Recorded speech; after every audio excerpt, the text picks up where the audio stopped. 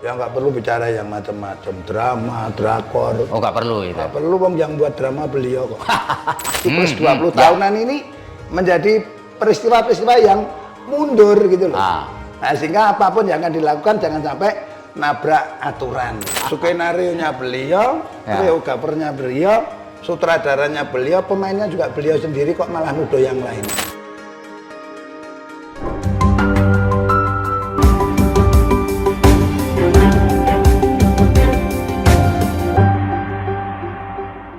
Assalamualaikum warahmatullahi wabarakatuh. Salam damai sejahtera buat kita semua. Om Swastiastu, Namo Buddhaya, dan salam kebajikan.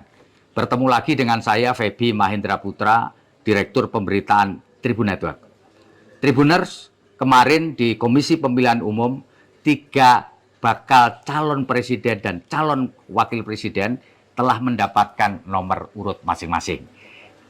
Yang pertama adalah Mas Anies Baswedan dan Caimin dapat nomor urut 1, kemudian Prabowo Subianto dan Gibran Rakabuming nomor 2, Mas Ganjar Pranowo dan Pak Mahfud MD nomor 3. Dan tentu saja ini membawa babak baru, dan oleh karena itulah saya berada di Solo untuk ngobrol dengan Ketua DPC PDI Perjuangan Kota Solo, Mas F.X. Hadi Rudiatmo atau panggilan akrabnya Mas Rudi. Saya akan sapa beliau. Bagaimana Pak Rudi? Kabar baik? Selamat malam, salam Pancasila. Salam Pancasila.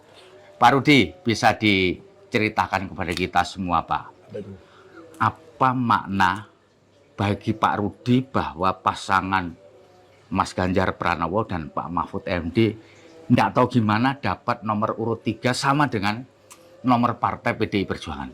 Ini rahasia sebetulnya. Sebenarnya rahasia, Pak. Aman, paling tidak saya ketemu Pak Pres, Pak Mahfud MD hari apa ya, kemarin ya. Kemarin ya, Pak ya. Di Hotel Lana, ya nanya-nanya ya bagaimana menjadi wakil sampai wali kota dan seterusnya, sampai kira-kira nanti ngambil nomor bagaimana. Oh gitu ya, Pak ya. Saya memberikan masukan-masukan saja kepada beliau. Nampaknya nanti dapatnya nomor 3. Oh itu gitu ya, Pak ya. Nanti dikira dukun ya. Karena ya kebetulan dapat nomor 3, betul. Artinya Ganjar dan Pak Mahfud ini putra terbaik Indonesia yang punya sifat pun karakter terengginas, punya integritas, Ya. dan bisa mengajak seluruh rakyat Indonesia itu gotong royong, sehingga rakyatnya bisa anteng. Itu arti dari sebuah tulisan 3. Oh 3 itu gitu ya, Pak Rudi ya. Dan itu buat PDI lebih memudahkan karena sama dengan nomor partainya kan, Pak? Metal menang total. Oh, metal menang total. Iya, iya. Pak Rudi, bisa diceritakan nggak, Pak? Kapan Pak Rudi terakhir bertemu dengan Mas Ganjar? Tadi kan bertemu dengan Pak Mahfud kan?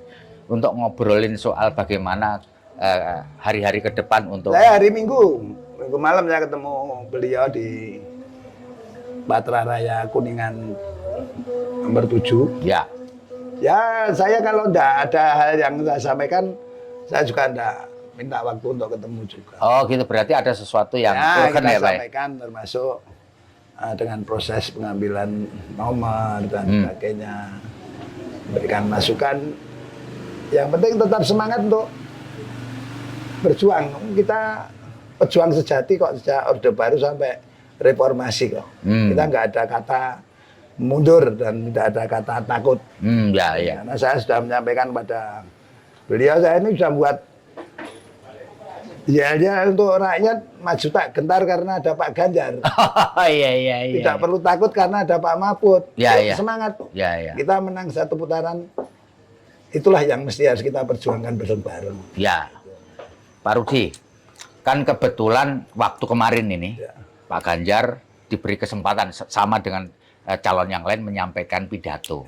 Dan sebelumnya Bu Mega juga menyampaikan pidato. Nah, pidato antara Mas Ganjar dengan Bu Mega ini mirip gitu, nyambung gitu.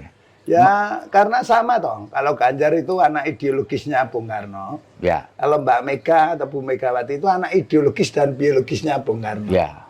Sehingga dasar-dasar pemikirannya pasti hampir sama. Karena paham betul tentang dasar negara, ideologi negara, dan ideologi bangsa Indonesia.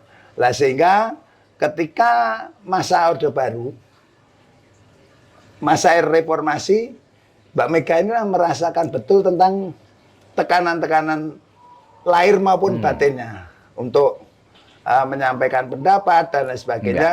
Dan akhirnya beliau diizinkan untuk masuk partai politik tahun 86. Ya. Sehingga sampai sekarang ya saya ini kadernya Mbak Mega. Ya. Jadi saya sama dengan Ganjar, anak ideologis Bung Karno, yang mana tetap memahami betul tentang apa itu Negara Kesatuan Republik Indonesia, apa itu dasar negara, undang-undang, dan kebinekaan itu ada di Ganjar dan Pak Mahfud. Ya, sehingga saya ketemu Pak Ganjar hari Minggu malam. Senin pagi saya pulang dan kerja seperti biasa. Mas Rudi, orang banyak menafsirkan pidatonya Mas Ganjar, pidatonya Bu Mega ini menyentil. Bukan menyentil, karena beliau mengalami betul tentang peristiwa-peristiwa Orde Lama, dari kecil sampai Orde Baru, sampai reformasi. Beliau itu belum sejahtera lahir batin. Batinnya belum sejahtera. Nah, kalau lahirnya sudah lah. Karena Ibu Mega tidak butuh apa-apa. Namun yang butuh itu batinnya ini untuk kepentingan bangsa dan negara ini terpenuhi secara keseluruhan. Nah, sehingga kalau Ibu Mega pidato itu kan pidato secara konstitusional. Artinya menjelaskan kepada seluruh rakyat Indonesia ini bahwa jangan sampai pemilu tahun 2024 ini, siklus 20 tahunan ini menjadi peristiwa-peristiwa yang mundur gitu loh. Nah, sehingga apapun yang akan dilakukan jangan sampai nabrak aturan atau nabrak konstitusi yang sudah dibuat oleh bangsanya sendiri. Makanya Bung Karno menyampaikan, perjuanganku lebih ringan dibandingkan perjuanganmu. Karena aku melawan penjajah, kamu melawan bangsamu sendiri. Nah, itulah yang disampaikan oleh Bung Karno, itu yang keluar dari hati nuraninya beliau sendiri. Beliau itu selalu berpikir dulu, baru bicara dengan nurani yang tulus, bukan dibuat-buat. Tapi itu memang banyak orang menduga itu ditujukan kepada Pak Jokowi dan keluarganya. Itu kalau ya tanya aja yang menduga, itu tanya aja yang menduga itu ditujukan ke siapa. Tetapi pidato itu adalah pidato yang menurut saya sangat-sangat realistis dengan situasi kondisi yang seperti begini, mengingatkan kepada anak-anak bangsa yang punya kompetensi di situ, mohon tidak melakukan hal-hal yang nantinya untuk kepentingan kelompok maupun keluarga, namun lakukanlah untuk kepentingan bangsa dan negara. Maunya Ibu lah seperti itu. Mas Rudi, kalau boleh saya tahu, komunikasi terakhir Mas Rudi terhadap pada Pak Jokowi itu kapan? Aduh, saya terakhir waktu saya ditawari menjadi Wakil Menteri PUPR itu yang telepon pertama kali Pak Setka, Pak Pramono Anung. Setelah itu saya di WA oleh Pak Mensesnek. Saya jawab tidak. Terus terakhir mungkin kalau dari Senin, dari Selasa, Rebu mau pelantikan. Pak, saya disuruh untuk memastikan Mas Gibran belum dilantik. Saya masih jadi wali kota. Karena dilantik tanggal 26 Februari tahun beliau. Diminta kepastian, Pak Rudi, bersedia enggak dilantik menjadi Wakil Menteri PUPR.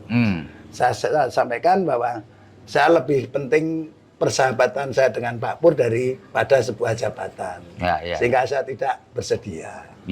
Itu komunikasi terakhir. Setelah itu dengan Mas Wali Kota sini, Mas Gibran. Kalau setelah beliau menyampaikan datang ke rumah saya, minta untuk anaknya Mas Gibran itu menjadi wali kota, beliau bicaranya begini, Pak Wali, siap, ya, gitu aja. Ini tidak ada hujan, tidak ada angin. Mas Gibran mau nyalon wali kota. Oh, silakan, monggo. Tetapi saya sudah selesai sesuai dengan aturan partai yang saya lakukan mulai proses penjaringan dari anak ranting, PAC, DPC, dan administrasi ini sudah saya serahkan kepada DPP dan DPD partai. Nah, sehingga kalau mau mendaftarkan ya silakan, mau daftar lewat mana. Ya. Nah, karena ini sudah aturan dan juklak-juknya sudah saya jalankan. Tetapi apapun yang diputuskan oleh ketua umum saya siap untuk melaksanakan. Setelah itu proses, rekomendasi mau keluar, saya dan Pak Pur dipanggil ke sana. Bahwa rekomendasi nanti akan ke Mas Gibran dan Pak Teguh.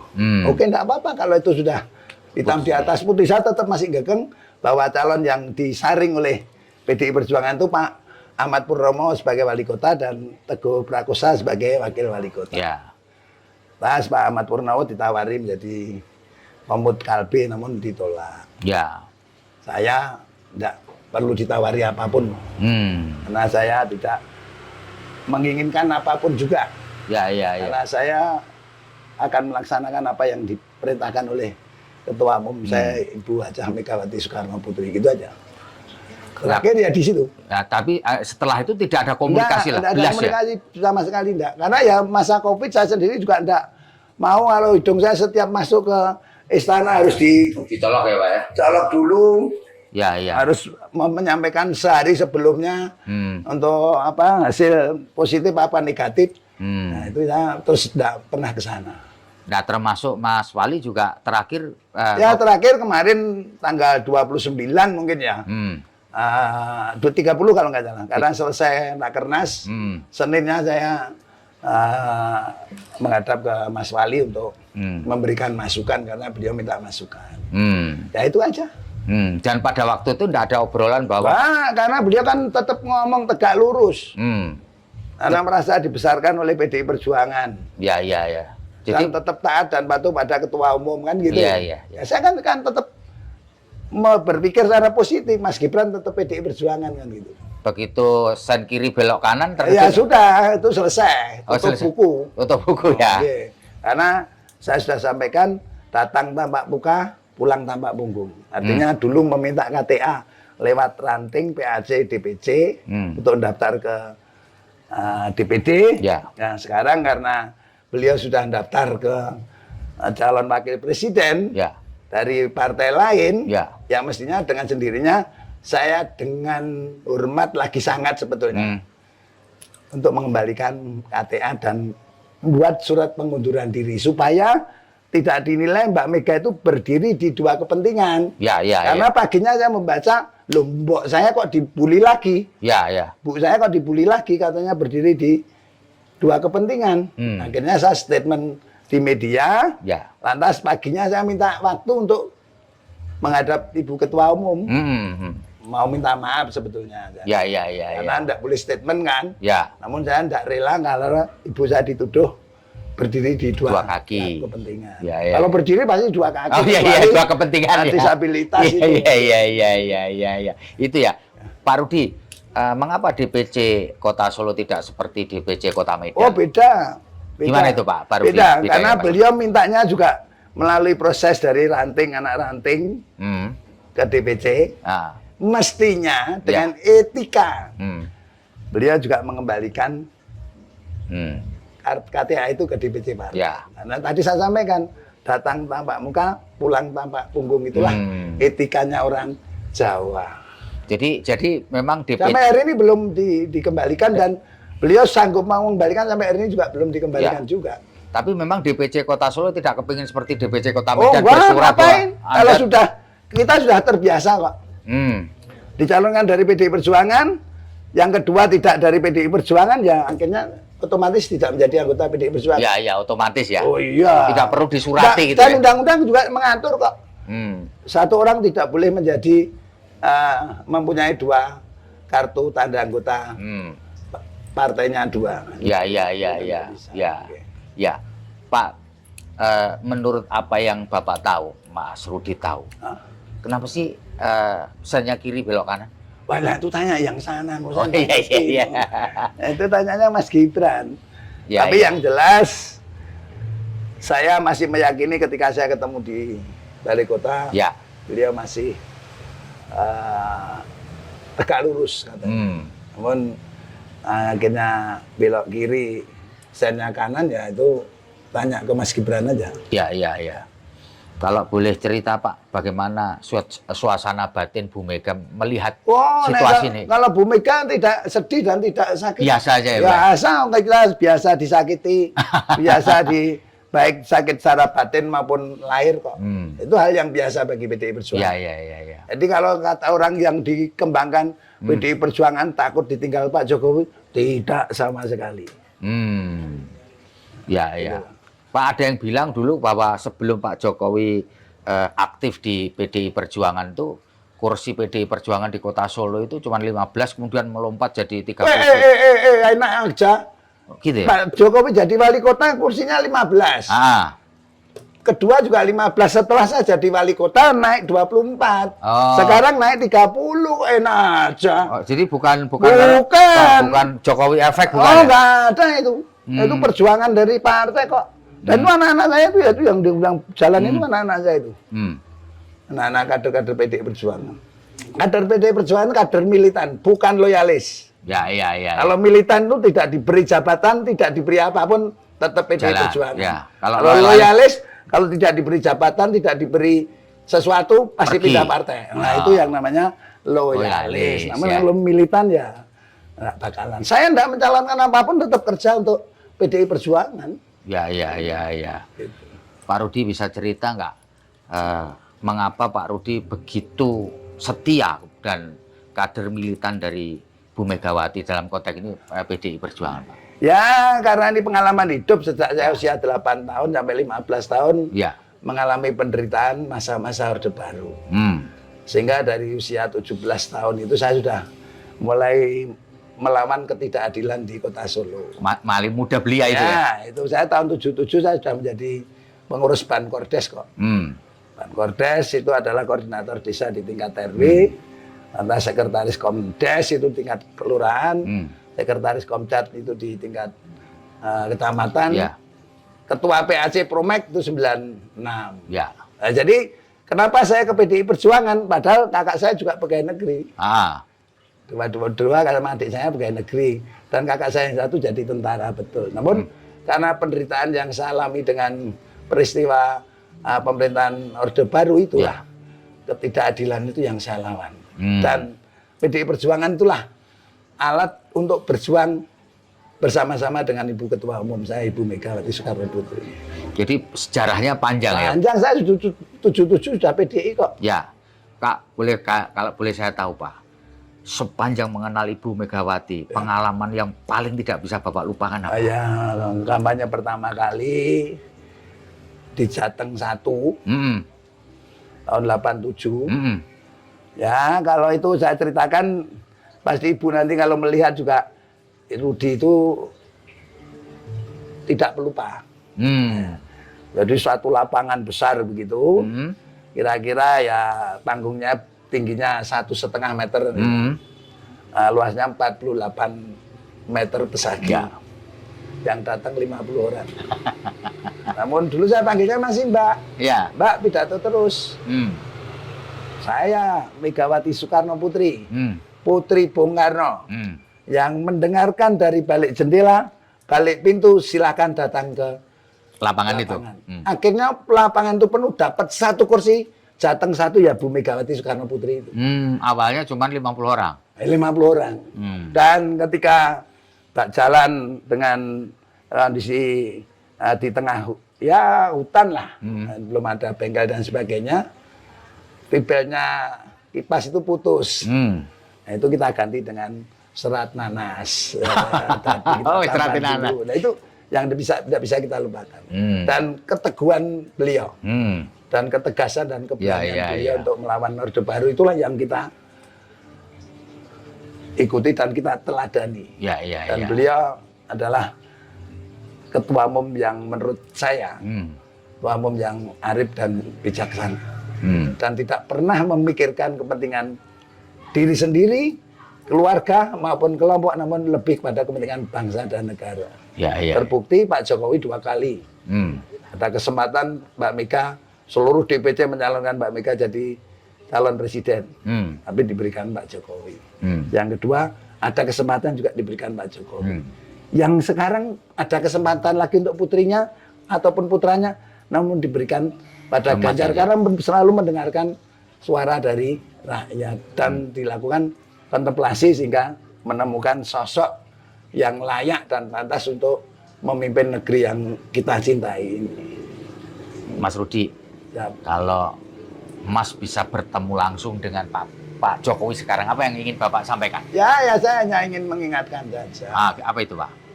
Apa yang dikatakan Bung Karno, Hmm. satunya kata, satunya perbuatan. Hmm. Sehingga kalau Pak Jokowi Hmm. menyampaikan bahwa TNI, Polri, dan ASN harus netral. Hmm. Kalau netral ya sudah, tugasnya masing-masing. Hmm. TNI, Polri ada untuk penjagaan ketahanan negara. Hmm. Polri untuk Kamtibmas, Hmm. ya kan? TNI ini hanya pembinaan-pembinaan yang dilakukan, bukan untuk menakut-nakuti, Ya, ya, ya. intimidasi, intervensi, itu bukan pekerjaan beliau. Ya, ya, ya. ASN ya silahkan aja. Tidak boleh ada hal-hal yang justru melakukan intimidasi lewat surat, lewat pernyataan, sikap bersama. Itu tidak perlu. Namun itu sudah jelas diatur dalam undang-undang. Ya, ya, ya. Nah, nanti kalau sudah Pak Jokowi selaku kepala negara, Ya. kepala pemerintahan dan panglima tertinggi Hmm. sudah menyampaikan TNI, Polri, ASN harus netral, satunya kata, satunya perbuatan, ketiga institusi ini harus netral betul. Harus dibuktikan gitu. Oh iya. Iya. Iya. Mas Rudi, kalau boleh saya tahu, menurut Mas Rudi, Pak Jokowi ini masih kader PDI Perjuangan apa enggak sih? Ya Sebenarnya? ditanya sana, no. Oh. Kok saya yang ditanya. Karena saya kan kader PDI Perjuangan. Iya, iya. Itu aja. Iya, iya. Selama ini beliau masih pegang KTA. Gitu. Iya, iya. Masih pegang KTA Ya. tapi secara formal. Dan beliau, mohon maaf, Ya. petugas partai itu juga petugas rakyat. Hmm. Karena undang-undang partai politik itu adalah partai politik dibentuk atas dasar kumpulan rakyat, membentuk keputusan DPP, DPD, DPC, PAC, ranting sampai anak ranting itu kalau di PDI. Hmm. Nah, Jadi petugas partai itu adalah petugas rakyat. iya lah setelah meraih sebuah kekuasaan untuk kesejahteraan rakyat, bukan kesejahteraan dirinya sendiri. Hmm. Itu petugas rakyat. Ya, ya. Petugas partai, alat partai ini adalah alat untuk berjuang, meraih sebuah kekuasaan untuk kesejahteraan rakyat. Tetapi kalau bicara petugas rakyat, ya dulu daftarkan aja dengan rakyat, bukan dengan partai politik. Ya, ya. Nggak bisa. Nah, ya sudah dijawab jadi dia. Iya, iya, iya, iya. Pak, kalau boleh saya tahu, Pak Jokowi dulu itu jadi anggota atau kader PDI Perjuangan tuh kayak lewat PAC dulu, permohonannya atau gimana dulu, Pak? Jadi begini, Ya, gimana itu, Pak? dulu pernah melamar di satu partai ditolak. Ya. Melamar partai lagi tidak cukup. Hmm. Akhirnya diketemukan oleh namanya Mas Seno Kusumarjo. Hmm. Kenalkan ke saya. Hmm. Nah, karena teman-teman mendorong saya untuk menjadi wali kota, saya stop, jangan. Hmm. Saya pengen belajar dulu. Oh. Karena ngurus organisasi yang namanya PDI Perjuangan, dengan ngurus yang jumlahnya rakyat waktu itu 400.000 jiwa, itu sangat berbeda. Karena ini majemuk, biarpun di PDI Perjuangan juga majemuk. Majemuk, ya. Namun majemuk dalam satu kelompok Partai Demokrasi Indonesia Perjuangan. Nah, sehingga carilah wali kota. Nanti kalau mau tak dampingi, kalau enggak mau ya biar cari wakil wali kota, nanti saya menangkan. Ya, ya, ya. Akhirnya ditemukan dengan saya, kenalan dan sebagainya. Saya hanya menyampaikan, mau jadi wali kota, apa yang mau dicari? Hmm. Cari jabatan tidak ada, Hmm. pekerjaan nggak ada, Hmm. uang apalagi nggak ada. Yang ada adalah melayani ataupun pelayanan. Ya. Nah, sehingga sampai gubernur, sampai presiden pun, pencalonan presiden itu saya sampaikan ke beliau. Hmm. Nah, sehingga setelah dikenalkan, saya ajak keliling sekota Surakarta. Bahkan sampai ada penolakan dari Satgas. Ya, ke ranting-ranting itu maksudnya, Pak? Iya, sampai ditolak, tidak. Karena ketua saya mestinya yang harus jadi wali kota. Oh, gitu. Bahkan saya pun kena fitnah. Ketua kok hanya maunya wakil wali kota dapat uang berapa miliar. Oh, Saya gitu. tuh minta juga belum pernah diberi apalagi kan gitu. Iya. Gitu. Jadi waktu itu memang ada syarat Bapak Jokowi harus menjadi kader PDI Perjuangan. Ya, Pak? setelah melamar di PDI Perjuangan, kita lakukan Rakertapsus namanya. Itu Pak Jokowi sudah ngantongi kartu tanda anggota. Jadi kartu sama persis dengan Mas Gibran. Jadi bermula dari Solo ya, DPC Iya, Solo. Ya, terus kita dorong lagi untuk menjadi pengurus DPD Jawa Tengah, biarpun hanya tercantum namanya. Tapi pernah jadi pengurus memang. Ya, pernah. DPD PDI Jawa Tengah. Oke. Ya.